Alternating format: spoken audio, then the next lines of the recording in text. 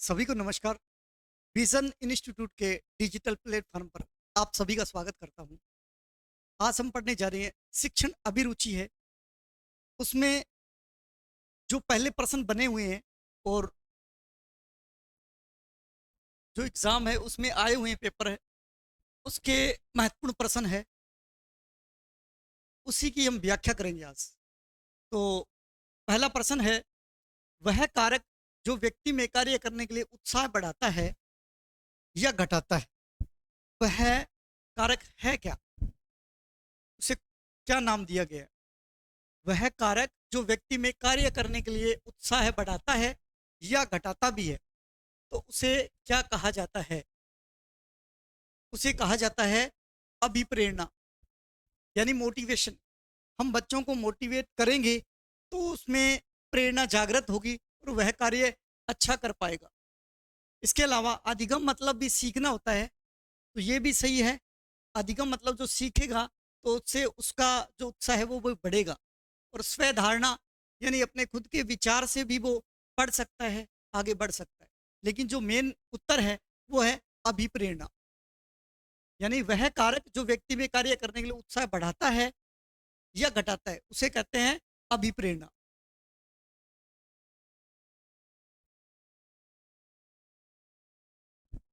Next प्रश्न, सृजनात्मकता का प्रारंभ कौन सी अवस्था से हो जाता है? यानी बालक के अंदर सृजनात्मकता या रचनात्मकता या क्रिएटिविटी है, उसकी शुरुआत किस अवस्था से मानी गई है, ये पूछा है प्रश्न। तो इसमें है ऑप्शन चार दिए हुए हैं, शेषवावस्था, बाल्यावस्था, किशोरावस्था या प्रौढ़ावस्था। ये आपको पता होना चाहिए। 0 से 6 वर्ष तक, 6 से 12 वर्ष तक, और 12 से 18 वर्ष तक, और 18 के बाद में ये अवस्था है। तो इसमें कौन सी अवस्था है जिसमें सृजनात्मकता का प्रारंभ उस अवस्था से माना गया है? तो वो है अवस्था बाल्यावस्था। नेक्स्ट जो हमारा प्रश्न है, गृह कार्य पूर्ण करने की नियमित आदत छात्रों को बनाती है। कैसी बनाती है? हम बच्चे को गृह कार्य दे रहे हैं। अब जब भी इन प्रश्नों को आप हल करें तो आप अपने आप को शिक्षक मान के हल करें, क्योंकि आपसे ये पूछा जाता है कि आप एक टीचर है, टीचर होने के नाते आप क्या करेंगे। ये कह रहा है गृह कार्य पूर्ण करने की नियमित आदत छात्रों को बनाती है। क्या बनाती है? ये उत्तर है इसका, विश्वस्त बनाती है, यानी विश्वास योग्य बनाती है। इसके अलावा बोझ मुक्त भी है और स्वतंत्र भी है, नीरस नहीं है, नीरस नहीं बनाती। तो गृह कार्य पूर्ण करने के लिए नियमित जो आदत है वो छात्रों को बनाती है। क्या बनाती है? विश्वस्त बनाती है। बोझ मुक्त भी बनाती है, क्योंकि हम गृह कार्य देते हैं, रोजाना देते हैं, तो उससे क्या है, उसका जो कार्य है वो भाग में विभाजित हो जाता है। और अगर वो उसको रोजाना न मिल के एक दिन मिले तो बोझ हो जाता है उस पर। तो ऐसा नहीं है। गृह कार्य पूर्ण करने की नियमित आदत छात्रों को बनाती है विश्वस्त, बोझ मुक्त भी बनाती है, स्वतंत्र भी बनाती है, लेकिन नीरस नहीं बनाती। तो हमारा जैसे इस प्रश्न का उत्तर है वो है विश्वस्त। नेक्स्ट प्रश्न, बालक के उन्नयन और विकास में सर्वाधिक भूमिका होती है, किसकी होती है? ये हमारा चौथा प्रश्न है। इसमें किसकी भूमिका सर्वाधिक होती है? वो है समर्पित शिक्षक। समर्पित शिक्षक होता है, उसकी भूमिका बालक के उन्नयन और विकास में सर्वाधिक भूमिका होती है। उसके बाद में अच्छी पुस्तकों की भी हो सकती है। उत्तम क्रीड़ा स्थल यानी कि जो खेल का मैदान है, उसकी भी बच्चों के उन्नयन और विकास में महत्वपूर्ण भूमिका होती है। लेकिन कौन सा 3 नंबर का है, या हमें यूं कहें कि इसमें सबसे बेस्ट जो उत्तर है वो है समर्पित शिक्षक की भूमिका महत्वपूर्ण होती है बालक के विकास के लिए और उन्नयन के लिए। और उसके बाद में अच्छी पुस्तक भी है और उत्तम क्रीड़ा स्थल है, लेकिन भव्य शाला भवन की भूमिका नहीं होती। नेक्स्ट प्रश्न हमारा, निम्नलिखित में से सर्जनशीलता, ध्यान दीजिए, सर्जनशीलता का प्रमुख तत्व क्या नहीं है? यह भी ध्यान देना होगा आपको। नहीं है और कौन सा है, ऐसा पूछा जाए तो उसमें थोड़ा ध्यान रखिए। निम्नलिखित में से सृजनशीलता का प्रमुख तत्व क्या नहीं है? नहीं है वो बताना है। अनुशासन, बी नंबर मौलिकता, सी नंबर लचीलापन, डी नंबर धारा प्रवाहिता। इसमें से कौन सा प्रमुख तत्व है जो सृजनशीलता का नहीं है? तो नहीं है वो है अनुशासन, क्योंकि इसमें सृजनशील बालक होता है, वो उसको रचनात्मक कार्य करने के लिए अलग से हटके कुछ कार्य करना होता है, तो वो अपने आप को अपरंपरावादी मानता है। यानी ये माने कि जो परंपरावादी ना होकर वो क्या हो जाएगा, अपरंपरावादी हो जाएगा। तो ये मौलिकता इसका गुण है, रचना सृजनशीलता का, रचनात्मकता का, लचीलापन भी है और धारा प्रवाहिता भी है। मौलिकता मतलब एक नई चीज बनाना, नई चीज बना पाएगा। मौलिकता होता है नई चीज बनाना, नवीन कार्य करना। लचीलापन होता है कोई नियम है, कोई भी शर्त है, उसमें थोड़ा संशोधन करना। ऐसा कर पाएगा या कुछ अलग हटके करेगा, तभी उसमें सृजनशीलता का विकास माना जाएगा। इसके बाद में धारा प्रवाहिता, इसका मतलब है हम किसी बच्चे को, जैसे हम पूछते हैं कि इसका उत्तर क्या है, वो बच्चा उसी टाइम उसका उत्तर दे देता है, और उसके बाद में और उत्तर प्रश्न पूछते हैं। जैसे हम उनसे प्रश्न पूछते जाएंगे और उसके उत्तर वो हाथों हाथ देता जाएगा, उसी समय उन प्रश्नों के उत्तर देगा, तो वो क्या होगा, धारा प्रवाहिता हो गया, उसमें सृजनशीलता का विकास संभव है। तो इसमें सृजनशीलता का तत्व नहीं है। नहीं है कौन सा है? अनुशासन नहीं है। नेक्स्ट पर्सन, बालक के सीखने की पहचान आप कैसे करेंगे? बालक सीख रहा है, इसके सीखने की पहचान आप कैसे करेंगे? आप यानी शिक्षक होने के नाते आप कैसे कर पाएंगे?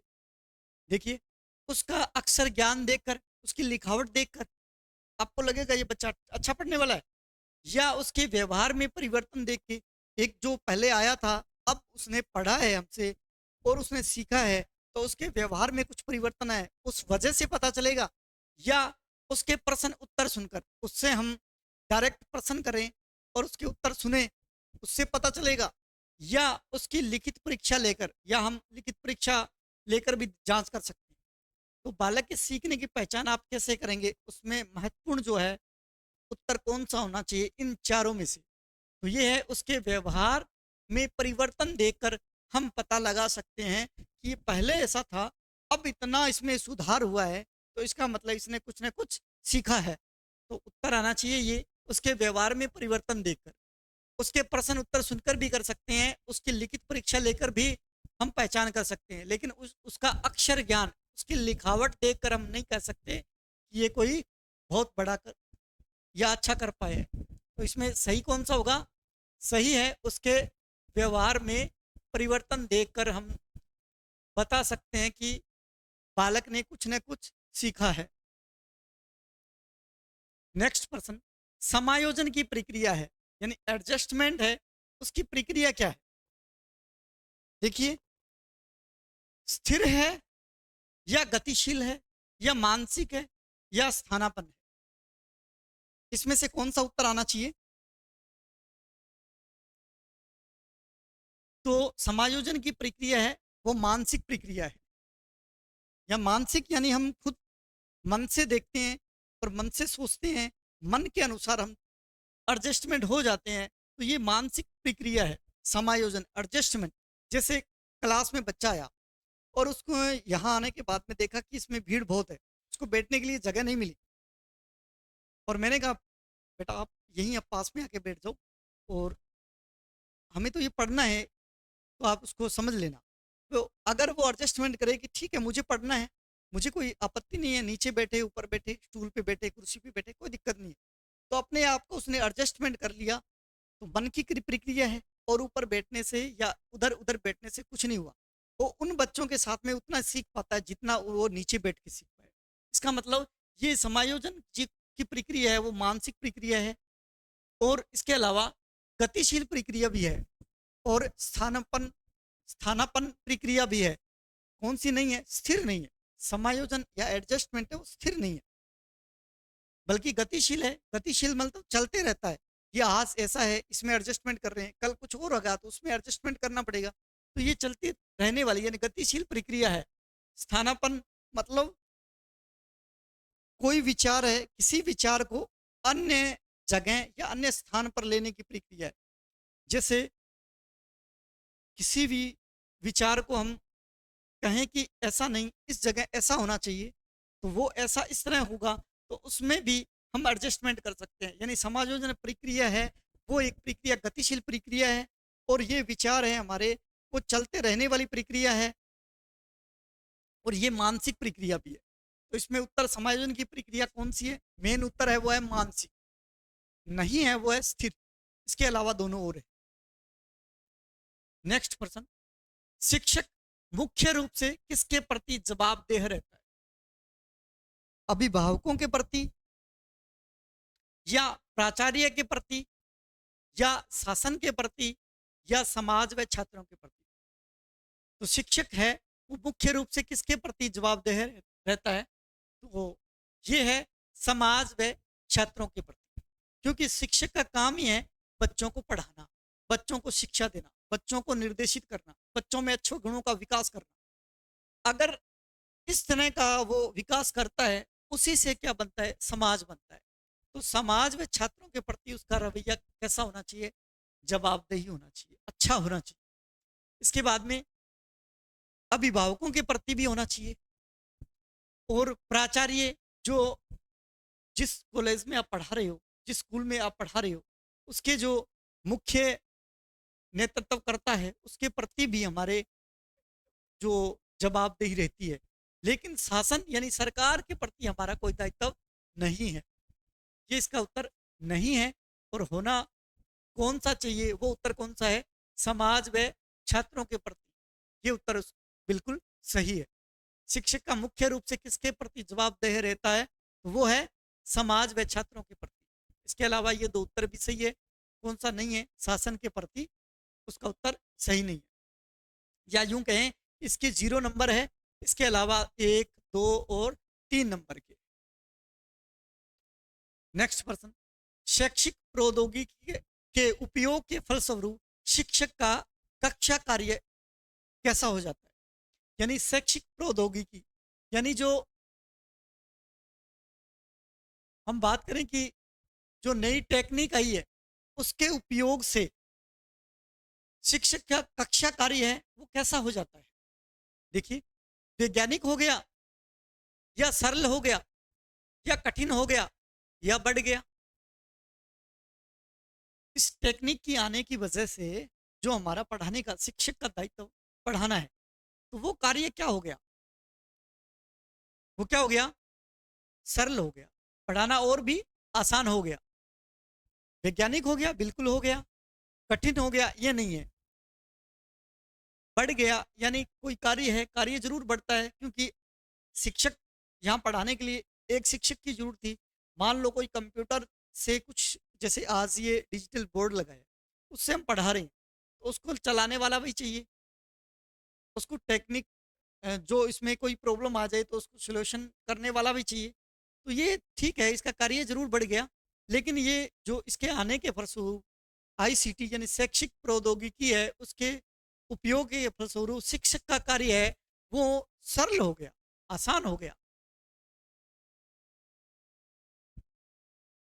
नेक्स्ट पर्सन, सीसीई में कुल कितने सेमेटिव असेसमेंट किए जाने का प्रावधान है?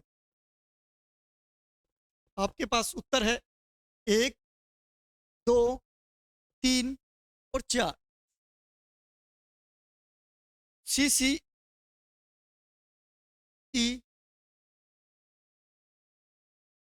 कंटिन्यूस एंड कॉम्प्रहेंसिव एवुलेशन, यानी सतत एवं व्यापक मूल्यांकन, सतत एवं व्यापक मूल्यांकन।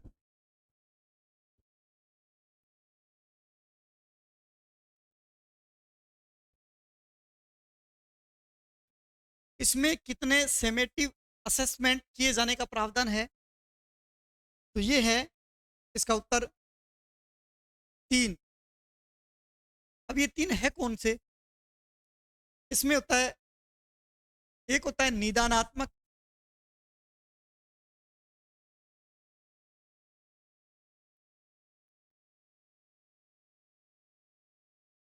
पहला है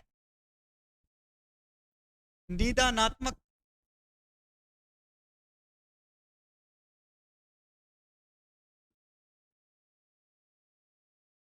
दूसरा है रचनात्मक,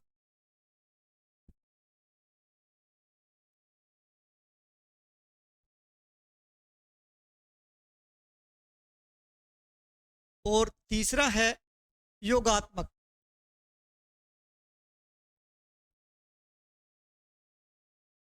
इस तरह से जो सीसी में सतत एवं व्यापक मूल्यांकन में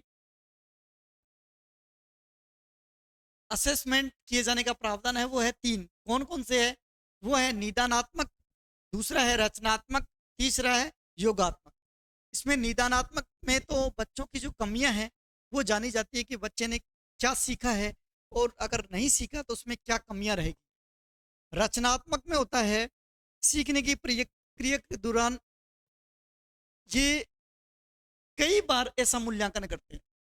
जैसे सीखने की जो प्रक्रिया है उसमें कई बार मूल्यांकन होता है, जैसे महीने बाद में, 2 महीने बाद में, 6 महीने बाद में। तो वो जो मूल्यांकन करते हैं वो है रचनात्मक। और योगात्मक मूल्यांकन वो है जो सेशन के अंत में उसका मूल्यांकन किया जाता है बच्चे। यानी हम कह सकते हैं एक बार अंत में जो मूल्यांकन किया जाता है वो है योगात्मक। रचनात्मक में कई बार मूल्यांकन किया जाता है और निदानात्मक जो मूल्यांकन है उसमें बच्चे की जो कमियां हैं उसको जाना जाता है। इस तरह से सीसीई में कुल कितने सेमेटिक असेसमेंट किए जाने का प्रावधान है? वो है 3। नेक्स्ट पर्सन, सर्जनात्मकता यानी रचनात्मकता यानी क्रिएटिविटी, इसमें मुख्य रूप से संबंधित है किससे है? कौन से चिंतन पे है? मॉडलिंग, अनुकरण, अभिसारी चिंतन या अपसारी चिंतन। तो आपने अगर जो रचनात्मक या सृजनात्मकता का वीडियो है वो आपने देखा है तो इस प्रश्न को वैसे ही हल कर दोगे। तो ये है अपसारी चिंतन पर। नेक्स्ट पर्सन, भाषा किसका माध्यम है? भाषा है हमारी, जो हम बोल रहे हैं किसी बात को दूसरा समझ रहा है, जो भाषा है वो किसका माध्यम है? वैचारिक स्तर का, विचारों के स्तर का, या सहज अभिव्यक्ति का? जो हम कहना चाहते हैं वो बोल देते हैं। ये बोलना ही क्या है? हमारी भाषा है। या पारस्परिक अच्छे संबंधों का, हमारे जो संबंध अच्छे हैं लोगों के साथ उससे, या सामाजिक आदान प्रदान का, यानी जो समाज में रह के हमें कुछ लेना देना होता है, कुछ भी चीज या कैसे भी, तो उसमें समाज के साथ जो हम आदान प्रदान करते हैं वो भाषा है।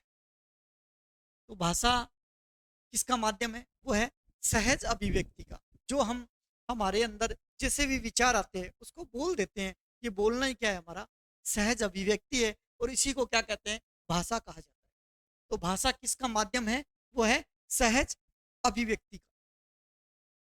वैचारिक स्तर भी है, पारस्परिक अच्छे संबंधों का नहीं होगा, सामाजिक आदान प्रदान भी होगा और वैचारिक स्तर का भी होगा।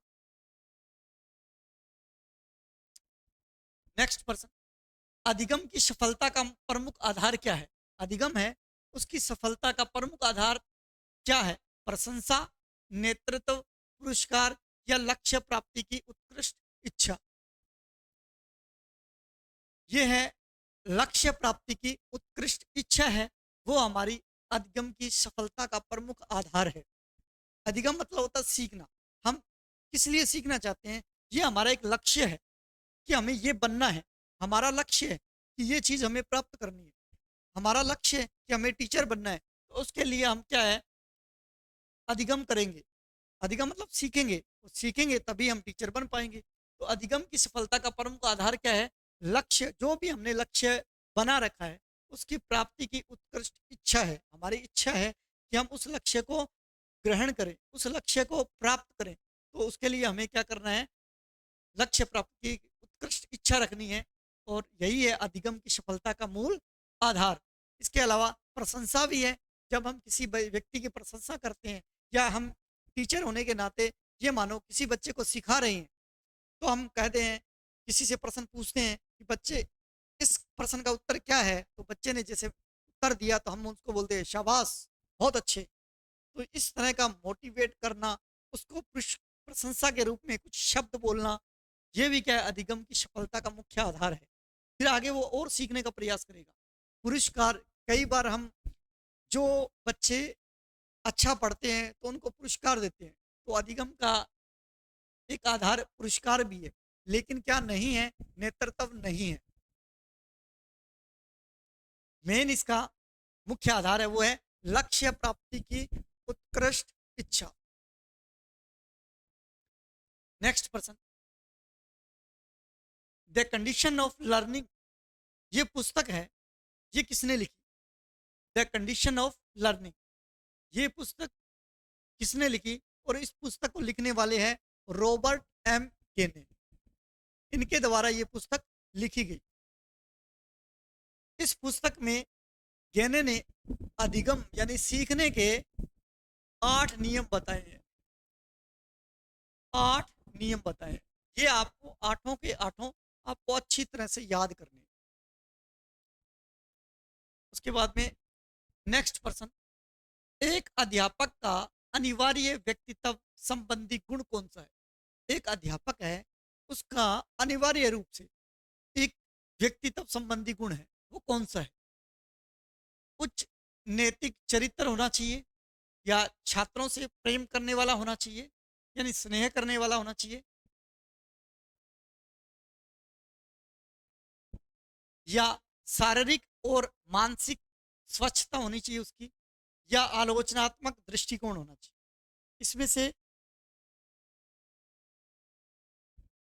कौन सा एक अध्यापक का अनिवार्य व्यक्तित्व संबंधी गुण है? तो अध्यापक को क्या होना चाहिए? उच्च नैतिक चरित्र वाला होना चाहिए। ये इसका मेन उत्तर है। इसके अलावा छात्रों से स्नेह करने वाला भी होना चाहिए, और शारीरिक रूप से और मानसिक रूप से स्वच्छ भी होना चाहिए। इसके अलावा आलोचनात्मक दृष्टिकोण करने वाला नहीं होना चाहिए। तो ये नहीं है, और तीनों उत्तर है। इस तरह से हमने जो पीछे पेपर में जो प्रश्न आए थे उससे संबंधित हमने 15 क्वेश्चन है वो हल किए। जय हिंद, जय भारत।